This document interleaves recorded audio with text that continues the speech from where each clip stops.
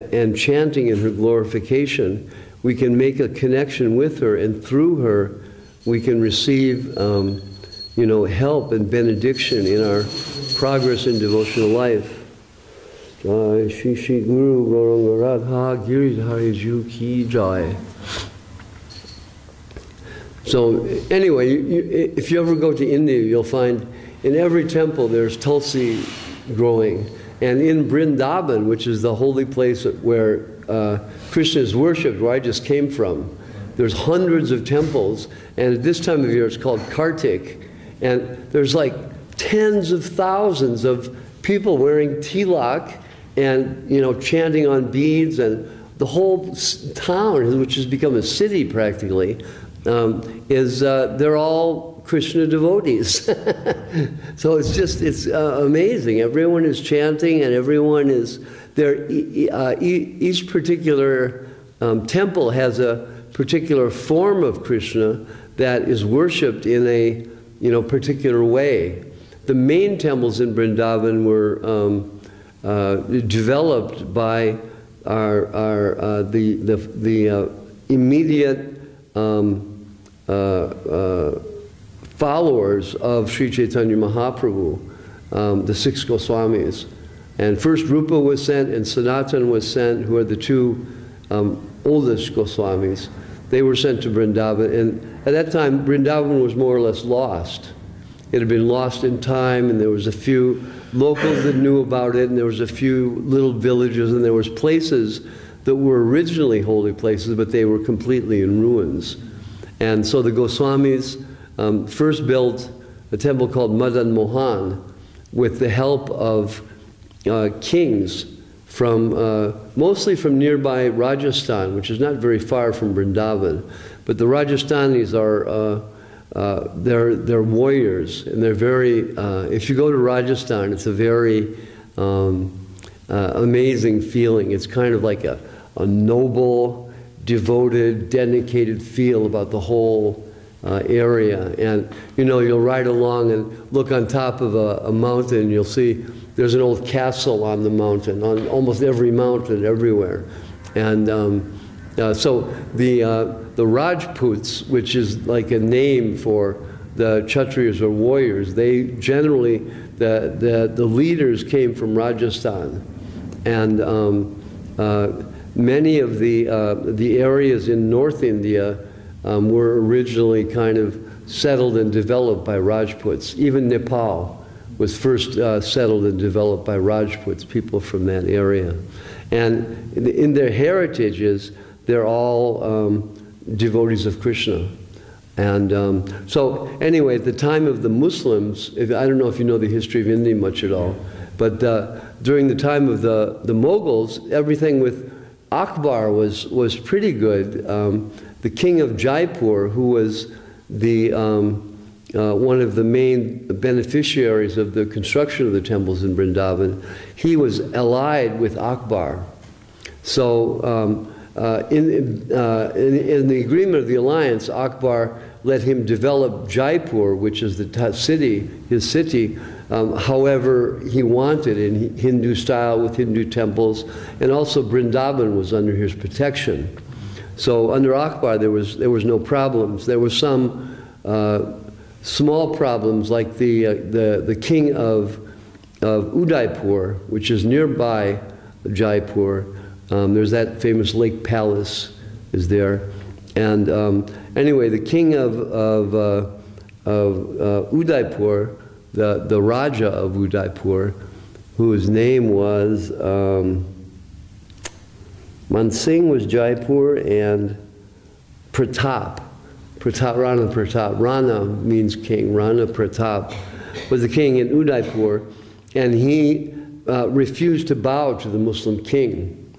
So the Muslim king, Akbar at this time, ordered Mansingh from Jaipur to go and make the king of Udaipur bow to the Mughal emperor.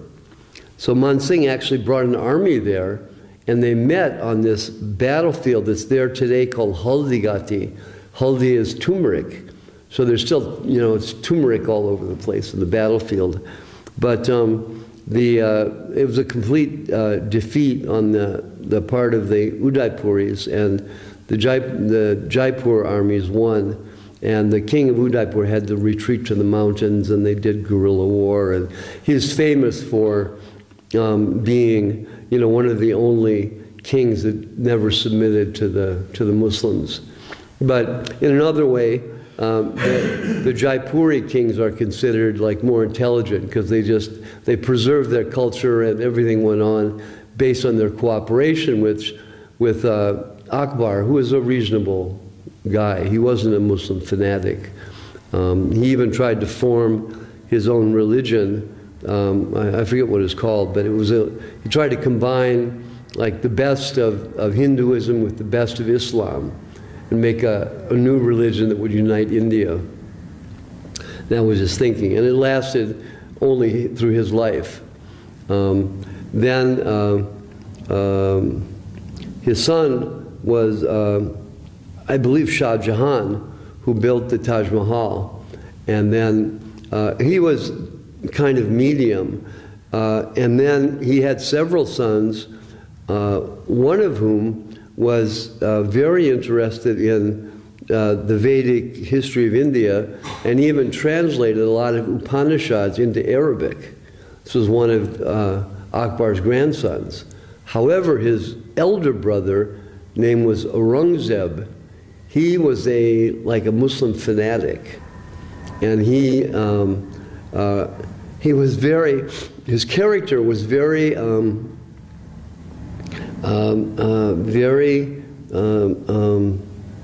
what's the word? I guess noble. He was the sultan, and a lot of times the sultans would have harems and big beautiful palaces and all these things, but he didn't. He just stayed in a small room in a fort, and he lived off of hats that he made and sold. And he wouldn't eat anything besides what he made from the hats. So he was very like a renounced kind of, we would call sadhu. But unfortunately, he was heavily influenced by the martial era of Muhammad's life. I don't know if you know, there's two sections of Muhammad's life, right? One is peaceful and the other is very martial.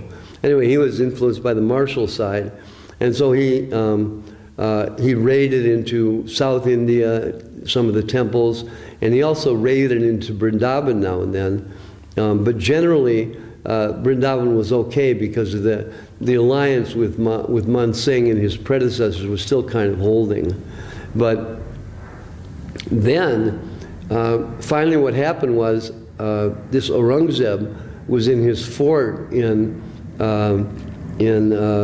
Agra, which is about maybe 40 kilometers from Vrindavan. And this great, huge, high temple had just been completed. It was built by our predecessor, Guru Rupa Goswami, one of the first Goswamis, and it was called Radha Govinda Temple. And today you'll still see it there, built out of that red sandstone that like the red fort is made from and stuff, which is not, like it's not, what's the word, indigenous to that area. They had to bring it in from Rajasthan, I think. So it was a big project. And it's just, even what's left is just glorious. But you can see on all the depictions of animals or goddesses or devatas, gods, there's sword marks. So anyway, what happened, and above this first level, which is probably about, I don't know, maybe almost 20 meters high, huge, with archways and beautiful domes, and the whole thing is probably, I don't know, 50 meters long. It's a very big temple. And above it was, they say, 3 stories that were equally as high.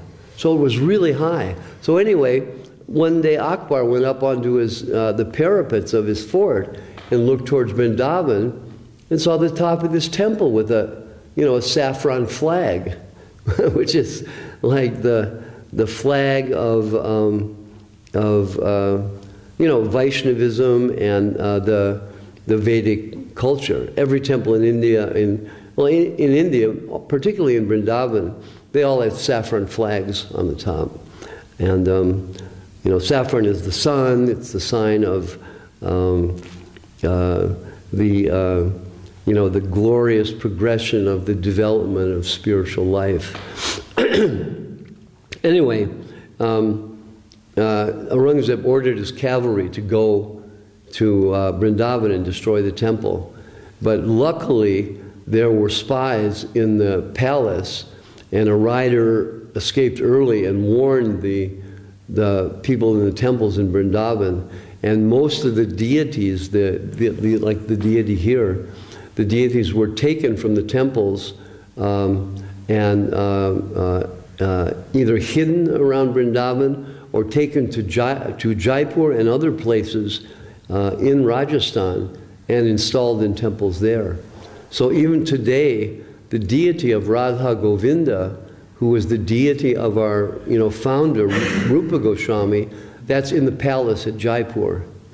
And every morning, it's astounding. When I first went, I couldn't believe it. Every morning, 4 a.m., there are like thousands of people up at 4 a.m. coming to the morning ceremony, just like filing through, hundreds after hundreds after hundreds, coming around for darshan, and all yelling, you know. It was funny for me because when I first came in, you put your shoes in a shoe rack. There's this giant shoe rack with, you know, hundreds and hundreds of shoe little slots. And as I was putting my shoes in, I heard this lady walk by, and she was saying, "Sri Govinda, Sri Govinda, Sri Govinda." And my name was Sri Govinda Das that Prabhupada gave me. And I thought, wow, I'm supposed to be here or something. And so that, you know, a name for Govinda of Radha Govinda is naturally Sri Govinda. So, you know, that's one interpretation of the name that my first guru gave me, servant of this Sri Govinda deity. But anyway, you know, the deities, the curtains are closed, and then when they open, everyone just, you know, jumps up and down and yells, and the ladies have this thing where they whoop. Have you ever heard that or seen it? It's throughout the Middle East. It's also, I think it comes from the Sufis actually, but the people, the ladies, most ladies, even in our temples, still do that. Though sometimes our gurus didn't particularly like it, but they do it, woo, woo, woo, woo, woo, you know, kind of stuff like that. And yeah, even now in Vrindavan, the ladies were you know, it's like the chanting of happiness and freedom or something, yeah. And yeah, anyway, so the ladies were all doing that. And there was an old lady next to me that I looked at her, and her eyes were, she was looking at the deity, and her eyes were like filled with tears.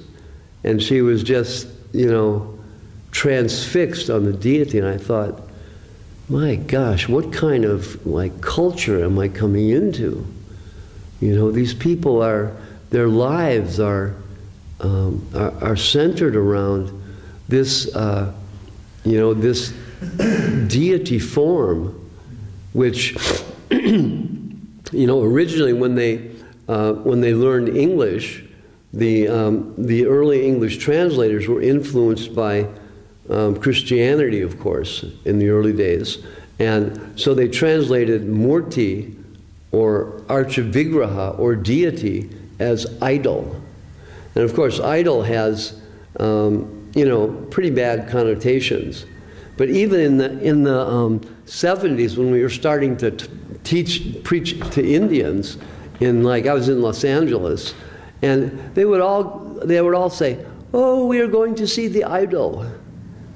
And I just told them, you can't say that, because if you say that to people in the West, they'll think you're like backward or something. Idol means something that's false, basically, you know. So they were like, their language just, they had, even up to that point, they had continued to, use that. And slowly, by Srila Prabhupada's influence, we taught them, say deity. And now almost everyone everywhere will say deity and not, idol.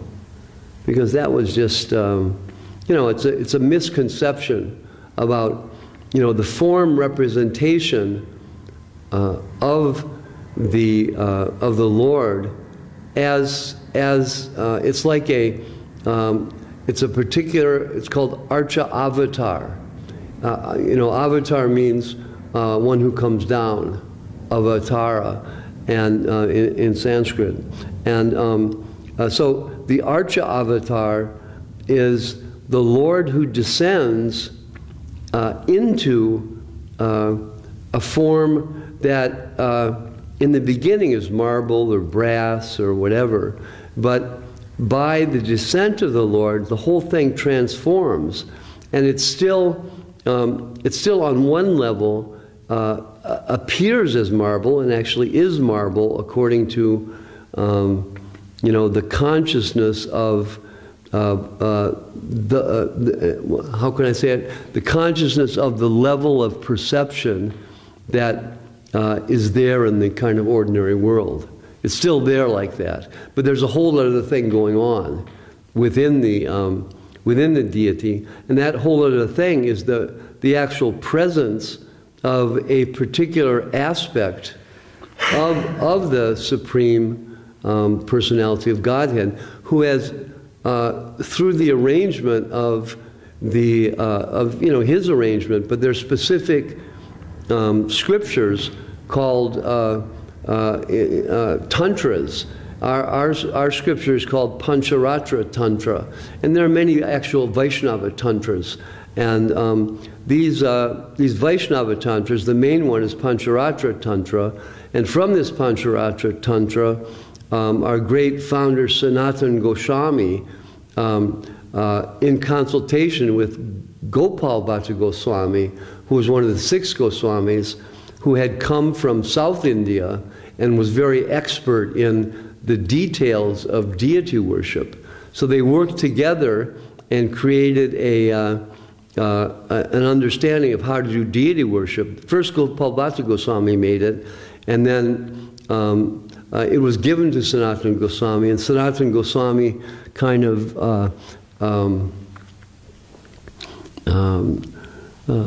what's the word? Modified it, moderated it, made it less severe than because some of the practices in South India are very heavy and strict and severe, and he made it less severe. And that book that contains all these things is called Hari Bhakti Vilas, and you've probably heard of Tantra, which is there's Buddhist Tantra and there's Hindu Tantra, and mostly people know Tantra as what we call is left-handed Tantra. Tana, like mantra, man means mind, trayate is from Sanskrit, means to deliver. So tana, trayate means the form, the apparent form which delivers. So the deity is part of our tantra. When we have our bead and we chant on our beads, that's part of the tantra. When we take initiation from the guru and receive the mantra from the guru, that's also part of tantra. It has to do with the utilization of perceivable things that we can perceive on our level, but at the same time utilize for development of higher consciousness by practice, which is like the first stage of devotion, in which we engage in practices to enable us to withdraw from the the temporary world. And usually it's done, how it's usually done in the original society was that the children would be taught in gurukulas, and particularly from ages 15 to 25, mostly the men, but sometimes the ladies also had their training. From 15 to 25, they would be trained in an ashram under the instruction of a guru. And even today, you'll find there's a tradition in Thailand where they all go and stay in monasteries. It's part of the culture for a couple of years, I think it is. Anyway, that comes from the original Vedic tradition of the Gurukulas. And anyway, it was originally the Gurukulas they would go from the ages of 10 to 25 and develop a spiritual foundation. And then from that foundation, at the age of 25, they would make a choice whether they continued in monastic life or if they decided to get married, have families, and so on. Which is, somewhat how, we've tried to apply that life outline to our lives as best as we can within the West. So anyway, they would learn all this, they would go through all these practices, serious chanting on the mala, the beads, meditation, 2-3 hours, sometimes as much as 8 hours a day. This was the original instruction of Saraswati Thakur, who's the far right there. He was a guru from about, I guess he started in the like 1915, and was a powerful guru who revived Vaishnavism in its original form, as was practiced by the Goswamis. Over the course of time, things have become kind of distorted and polluted, and so anyway, he revived it properly and set up a system whereby we could practice. And one of the important aspects of the practice is the chanting on beads. And so Saraswati Thakur said, his instruction was chant 64 rounds a day. And one round, there's 108 beads. So one round is one time around the beads. Hare Krishna, Krishna Krishna, Hare Hare, Hare Rama, Rama Rama, Hare Hare. That's one bead. You do that 108 times, that's one round.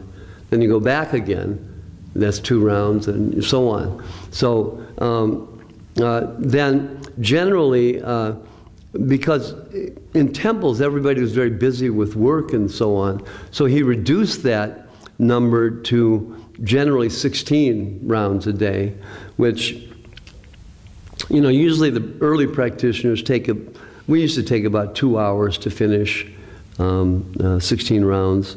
And it was, we'd chant 16 rounds in the morning, and what we do here is we sing the songs given by the great Vaishnavas, who by their position and their vision, they can see and understand how we need to act to become free from the entanglements in the material energy. And they write their songs about that in different ways, and we sing the songs and get the benefit of their direct teaching and connection, heart-to-heart connection is possible through the agency of these songs. On one level, they're a nice song, and there are words, and there's a tune, and so many things. But it's not really just that. It's much, our gurus always emphasize, these are much more than music. We're not interested so much in the tune. If it helps us meditate, okay, we have the tune, but we don't, adopt the latest tune that, whatever the latest rock groups are. I have no idea. Or, rap or whatever the thing is, garage, what is it now? Something, anyway. We don't have to adopt our chanting to fit these things, because there's an essence that's contained within the chanting that is the essential thing, and that essence comes to us from these great souls. So in their songs we find this, and not only do we find the heart-to-heart transmission and feeling, but also contained within that is like heartfelt instruction and understanding of what it is to be in our condition, and how it is that we can act to become free. And because they know they're out of the material energy, but at the same time they've come to this plane of existence, taken on a form. And it's said that these great souls, when they descend, or when they ascend by their own surrender, these great souls have the capacity to, because they've accepted a body, they've come down to it said the madhyama stage, the middle stage. The uttama, the highest stage, they feel Krishna's everywhere. Everything is Krishna, and there's no problems. But in the middle stage, we think, what? This place is a mess, there's so much suffering. People need to be helped. I need to, help myself. I need to help others. This is, that's the madhyama stage. You feel like there's a problem. And the higher stages don't necessarily feel like that, because they see, oh, Krishna's behind everything. He's teaching everyone different lessons. Everybody's getting what they deserve according to their own actions. So, no problem. But on the level of madhyama, there's a more, what can I say, more conscious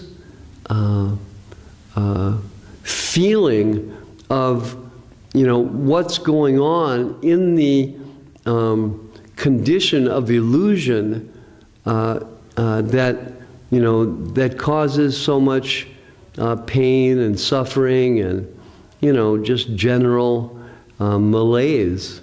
They feel that. So they've come down. So what I'm saying is, they know that. They feel it. They know what it is.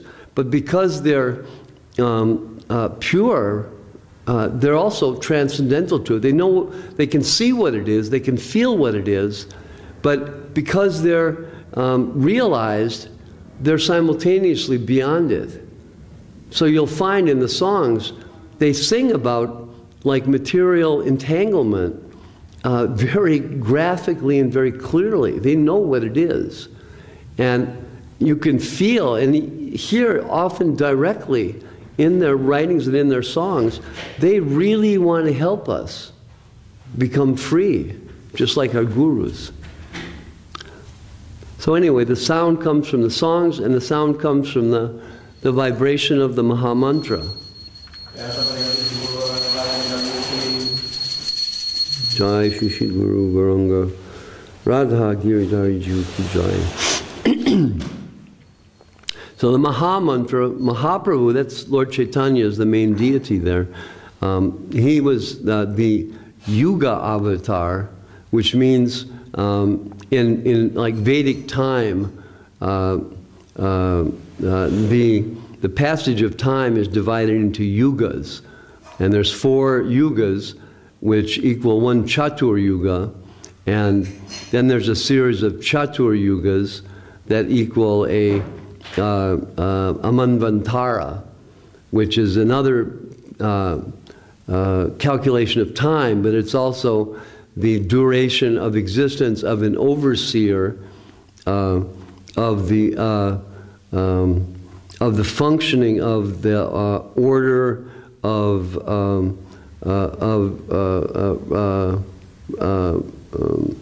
religious law, so to speak. Manu, he's called Manu. So there's a book called Manu Samhita that's given by the current Manu, which it's a huge thing, which outlines all the different ways in which people can act to elevate themselves. And all of the Vedas and much of the Upanishads and the Puranas describe ways in which people can act within this world for gradual elevation above the the temporary material position they're in. If they're in really bad lower condition, they can elevate themselves by action in this life to a better condition in the next life. And then blended in with that is the inner like opportunity to to begin to follow a deeper course towards understanding that higher or lower within this world is it doesn't make that much difference. It's still material. It may be that the people in the higher regions may live for many thousands of years beyond us. That's what it said. In higher regions, they have bodies that are made of subtle elements,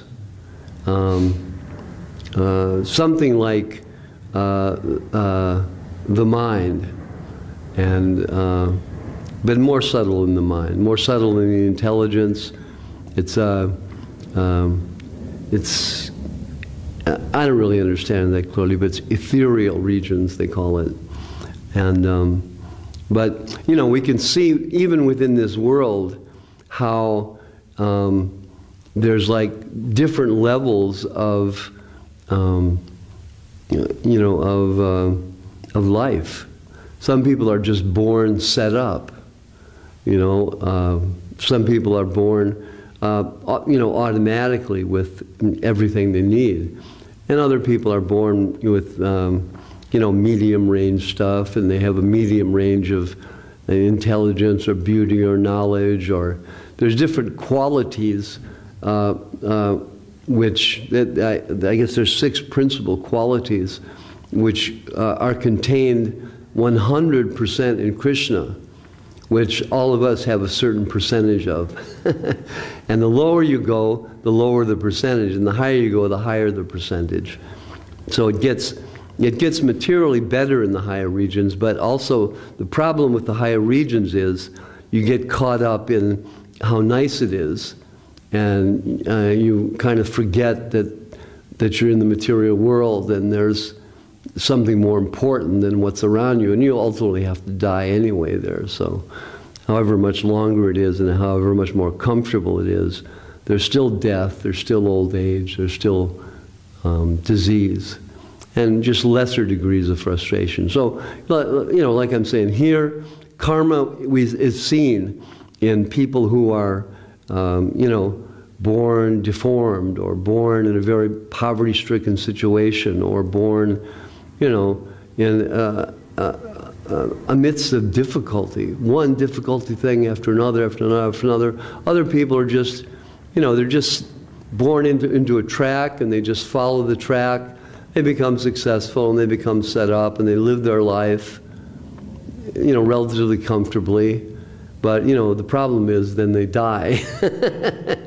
And everything that is accumulated is just finished. And I'll pass it on to my children or something. They hope that that's going to, or they'll be known by what they've done in this life. But, we can all see it after a couple of generations. Most everybody's forgotten.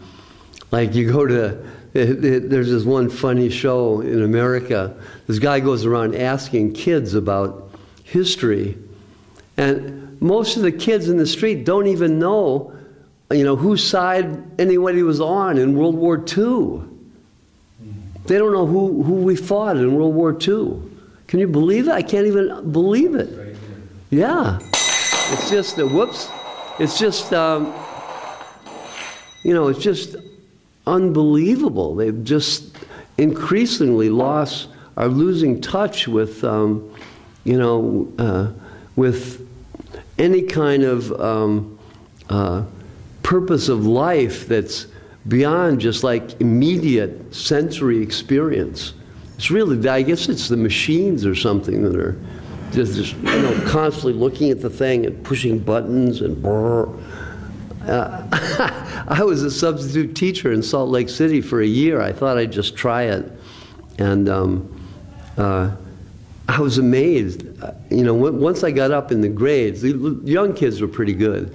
Once I got up in the grades in the 7th, 8th year into high school, in some of the schools, you could not get the kids to put their little phones or Android pads away or anything. They just wouldn't do it. They'd say, okay, put your phone away, and they put it away, and then I turn around, write something on the board, turn back, they got the phone out again.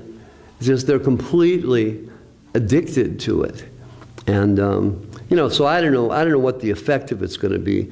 And the collapse of moral structure also is a big problem. I just saw an article about how young people, they're like hitting 30 and they're not married. And they don't have any feeling of like, what it is to love someone or be connected with someone. Because they've gone into this whole like, what do they call it? Friends with benefits, right? And the whole thing of the beauty of love as is expressed, physically, which connects people in marriage, and which can be within this world at least, it's a beautiful thing that holds families together. I mean, they don't have that. It's like it's out of their lives now, and they don't know how to connect. I guess they've been on the social media and everything else, and they don't know how to relate to people. It's really a problem. They're hitting 30 and they don't know what to do. They can't find anyone. The men are like that. The women are like that. They're just, they've lost like touch with feeling. Because what is actual love? It means sacrifice.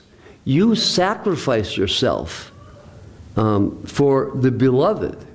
And in this current culture, it's like, I'm going to get everything that I can get for me. And that's what's going on. It's not, it doesn't have much to do with sacrifice.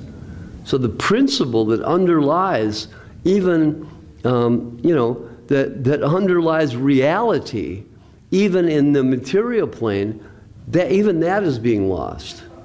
So what a mess. But anyway, I'm kind of getting distracted. But what I'm trying to say is that the material world is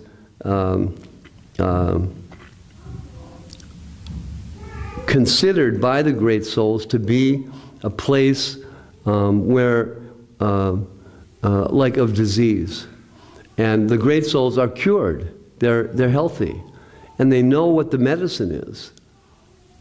So if you're sick and all your friends are sick, and you find a medicine that works for you, even when it just starts to work a little bit, you want to tell them like, we're sick. This medicine works. But of course the problem is, everybody will say, no, I'm not sick. I'm just fine. Everything's fine. I'm happy. It's a nice world. It's a beautiful life, or something. But the problem is that's always interrupted depending on whatever your karma is. And then, you know, ultimately, what do you do about the fact that you're going to die? When are you ever going to face that, or you're just going to, you know, forget about it and think, if I go to church on Sunday, I'll go to heaven. And the streets are lined with gold, and we'll all, you know, we'll all enjoy there or something. You know, it's kind of very, you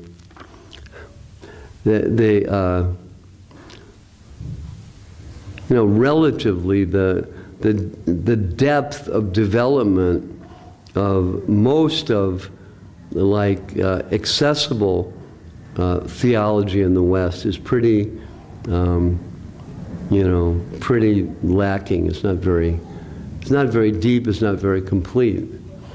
Some of the saints really have gotten into the idea of like loving surrender, and in love, finding love as the foundational principle.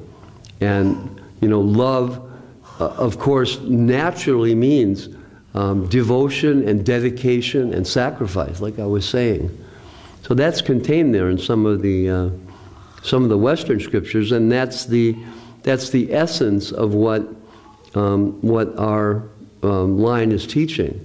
And that's why we say this is not sectarian, because it doesn't have to do with the place that you go to worship or what you call yourself or anything. It's who everybody is, and that everybody is, you know, Atma, soul. And then, okay, I'm soul. Then what does soul do? You know, does it just be? Or, you know, if it's just bees, then I might as well, you know, hang out here because I'd rather do stuff. So, you know, it's just not enough to just kind of be as a soul. You have to, you know, if we can do things here and find happiness and enjoyment even temporarily here, you know, why wouldn't it be that as, you know, as soul, we could, you know, do even better? With the capacity to individually feel and experience, you know, what that existence is, what that love is, what that sacrifice is, what that, you know, feeling of like full and complete giving, you know, what that really is. That's so that is what we call Sanatana Dharma, which means the eternal religion. It's everybody's religion. It's love, it's devotion, it's dedication. And you hear that in the, you know, in the reggae songs and, you know, so many things like that. The Rasta people are pretty interesting, how they've, yeah, I had a really good friend I had a stall at Camden Market for 13 years, stuff imported from India, and I got to know some Rasta people and other people, and they were quite positive and friendly when I talked to them about this, and they had, you know, kind of similar feelings. I was really quite amazed. Now, of course, they have a whole thing with, you know, ganja, which we don't, you know, we don't need to go off in that direction because we have the Maha Mantra, which is even better. We used to, because, you know, coming, like I was telling you, late 60s, we're coming out of this kind of drug culture. Everybody wants to be high and, you know, free and happy and flying. And so in the early days, we would put up signs, "Stay high forever, chant Hare Krishna." And, you know, in a way it's true, but in another way, it's like, it's going to be a while until you get there.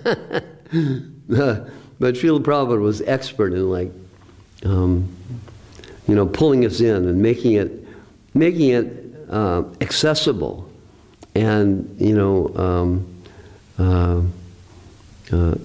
giving us the feeling that this can be done.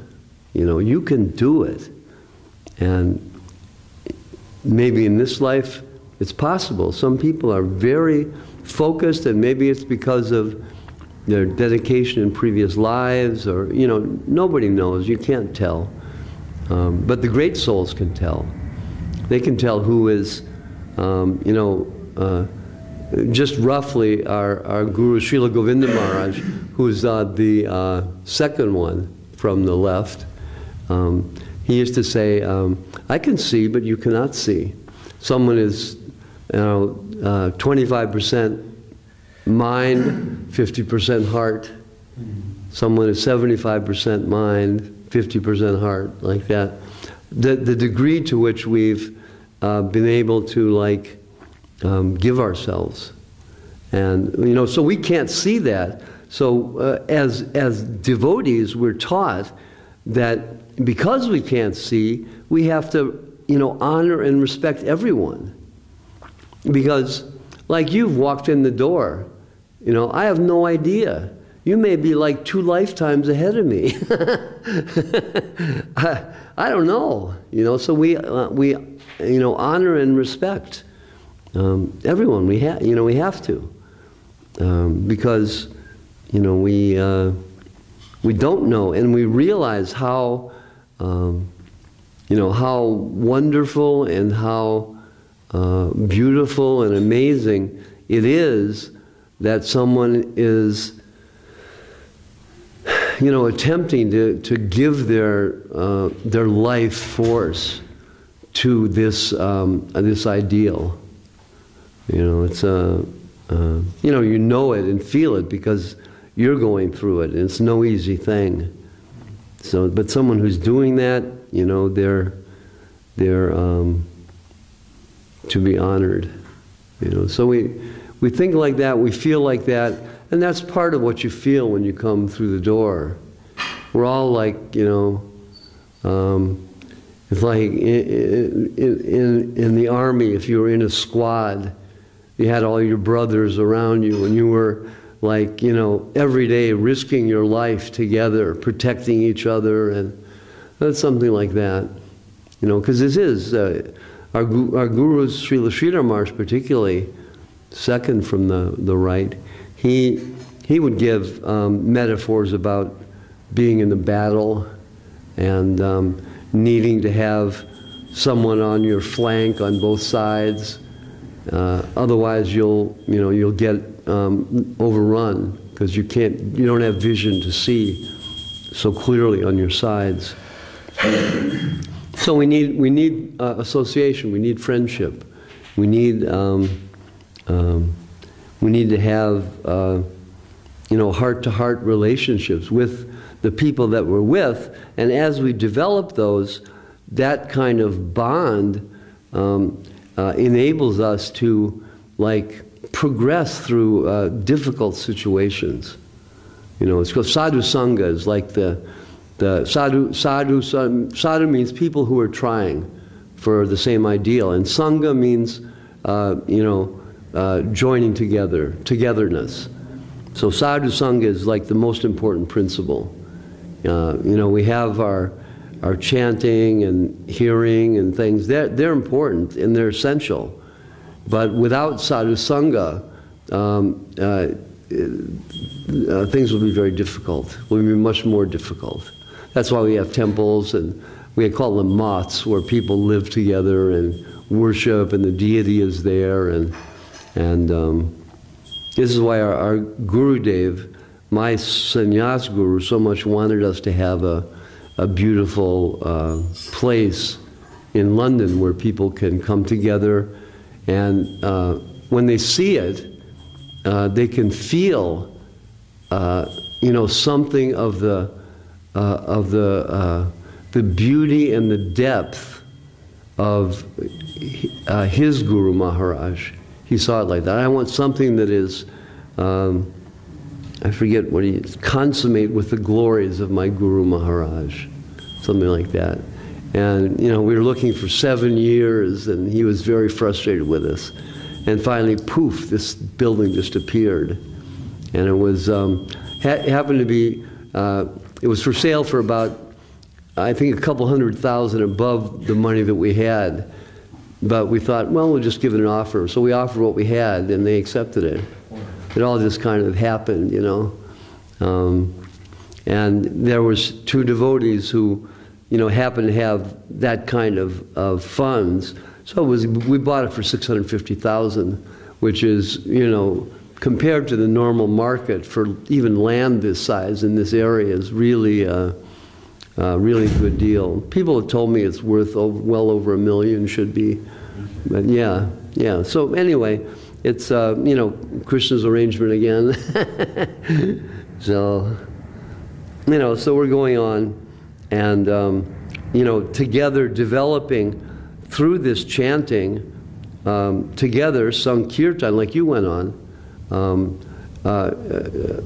you know, singing for our own, you know, hearing the mantra and singing the mantra for, you know, our own progress, and simultaneously for the progress of you know, our God brothers and God sisters directly with us, and then for, you know, everybody, not only within you know, hearing range, but it's also said that the vibration of the mantra is so fine that it, you know, enters into the, it kind of like works to transform the atmosphere.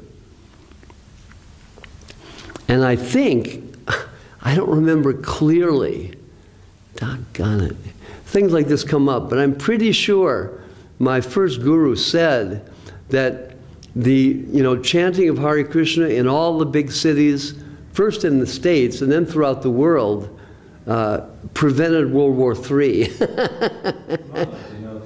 talking earlier on in the kitchen that you used about the chanting of the Hare Krishna being like an antibiotic. Yeah. It just works slowly, and I quite like that, the idea. Shocking to stay materialistic society. Yeah. Yeah, so we have no idea what, you know, how powerful it is, but we're told it's really powerful, and, you know, so we don't, you know, we don't know just what the effect is, but our gurus do, and our gurus encourage us to, you know, develop the spirit of wanting to give this, and, you know, it's natural. It's a natural effect of development as you hear and chant and serve together. You begin to feel some result, and so naturally when you feel some result, you feel like, wow, I've got something really good. I should, you know, I should try to give this if I can, you know. And so, you know, we've, you know, spent, you know, not as full as I wish, but we spent a lot of our life trying to do that. And, you know, now I can't walk very well, and I'm frustrated because I can't go out, and I can't, you know. But at the same time, I see all the younger devotees are like really into it. It's very encouraging to see, and I see my kids are like that. And like my son is going to go. He sold his business. And he got some money. He sold one of his, he had 2 houses, sold one of his houses. The market has gone way up. So he's got some money. So he's taken his time and traveling around with this Tyagi Maharaj who's here, who's going to go through Australia in January. He's going to go to Australia with his wife and kids and travel around in a van all through Australia with Tyagi Maharaj, just chanting and preaching and doing the whole thing. And he did that pretty much this summer when Tyagi Maharaj traveled around the States. All the kids, you know, the wife, everybody driving around in the car following Tyagi Maharaj's van. So I really feel happy that he's done that. And you know, is providing a solid foundation for his kids, which, you know, which gives a lot of relief to you know, to me, having spent my life trying to help with this, to see that, wow, there are some people who are really serious, who are going to carry this on, and it's going to go on in a really positive way.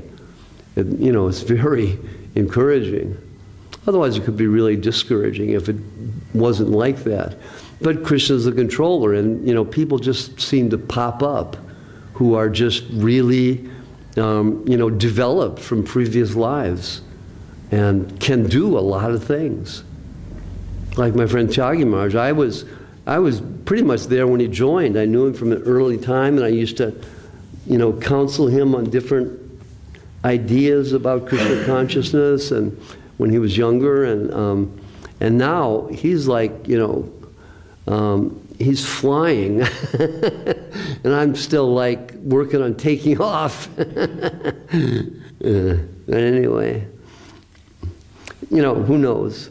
But we're all, what we do know is that we're all aiming for the same ideal. We're all together, and we're here to help each other, and we're happy that you've, well, you know, somehow or other appeared in this plane of existence. So anyway, I'm kind of, I slept the whole afternoon. I'm really a little spaced out and tired, so I'm gonna rest. But I guess you guys can chant, huh? Yeah. And is there somebody cooking? Yes. Who's cooking? But the offering is on. Oh, the offering is on. No, I just want someone to make me some milk. Okay. Okay. Jai Shri Guru Gauranga Radha Giridhari Ju Ki Jai. Shri Rupa Nuga Guru Varga Ki Jai. Rupa is the original. Rupa Anuga means followers. So the followers